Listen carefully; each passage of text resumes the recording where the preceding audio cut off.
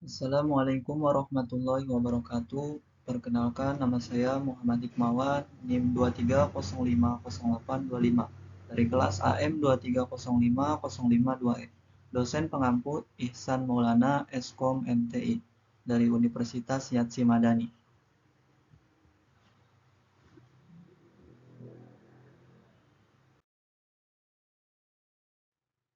Selanjutnya, slide pertama yaitu pengertian flowchart keputusan.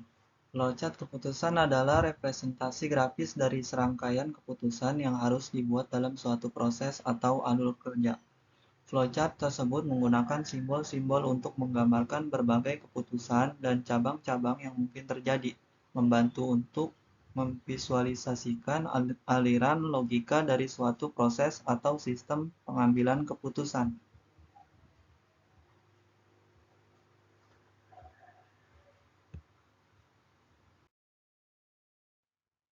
Selanjutnya yang kedua yaitu pengertian flowchart atau flow dokumen.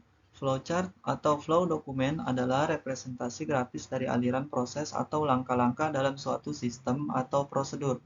Flowchart digunakan untuk memvisualisasikan urutan operasi, keputusan, atau aliran informasi dalam suatu proses yang membantu dalam pemahaman, analisis, dan perbaikan proses tersebut dalam konteks dokumen.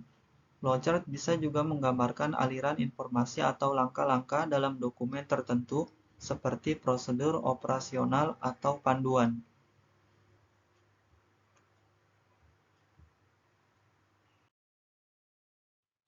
Selanjutnya yang ketiga yaitu dari pseudokode bilangan genap atau bilangan ganjil ditambahkan proses keputusan, kemudian jelaskan.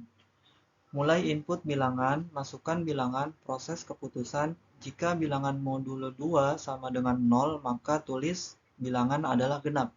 Jika tidak, maka tulis bilangan adalah ganjil. Jika akhir, jika akhir. Berikut penjelasannya. Berikut pseudokode untuk menentukan apakah sebuah bilangan adalah genap atau ganjil. Yang pertama, input bilangan if bilangan modulus 2 sama dengan 0. Output bilangan genap else. Output bilangan ganjil and if. Pada pseudokode di atas, langkah-langkahnya adalah sebagai berikut. Menerima input bilangan, mengecek apakah bilangan tersebut habis dibagi 2, dalam kurung modulus 2 sama dengan 0. Jika iya, maka bilangan tersebut genap. Jika tidak, maka bilangan tersebut ganjil.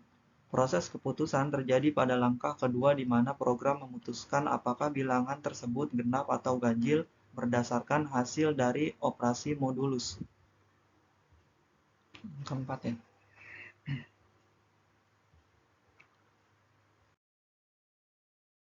Selanjutnya yang keempat, buatlah satu flowchart dokumen atau flow dokumen tentang pendaftaran apa saja. Kemudian jelaskan.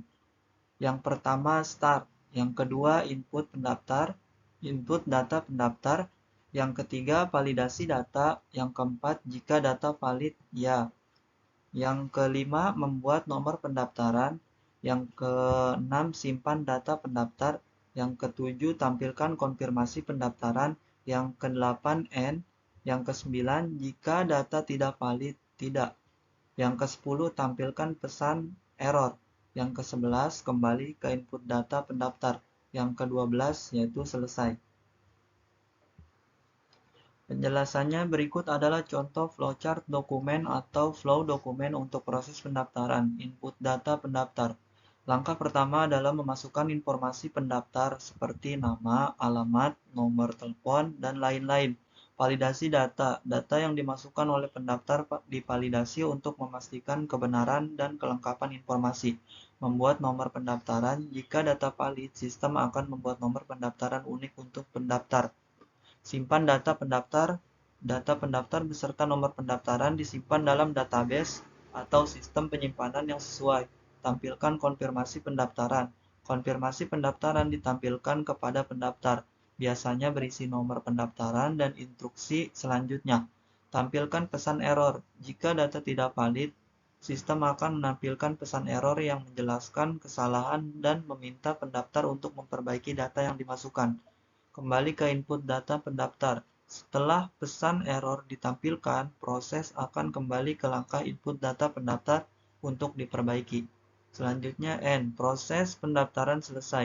Flowchart ini mencakup langkah-langkah utama dalam proses pendaftaran dan memastikan bahwa data yang dimasukkan valid sebelum disimpan dan diproses lebih lanjut.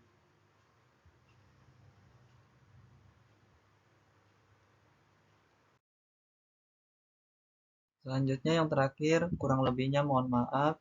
Wassalamualaikum warahmatullahi wabarakatuh. Thank you.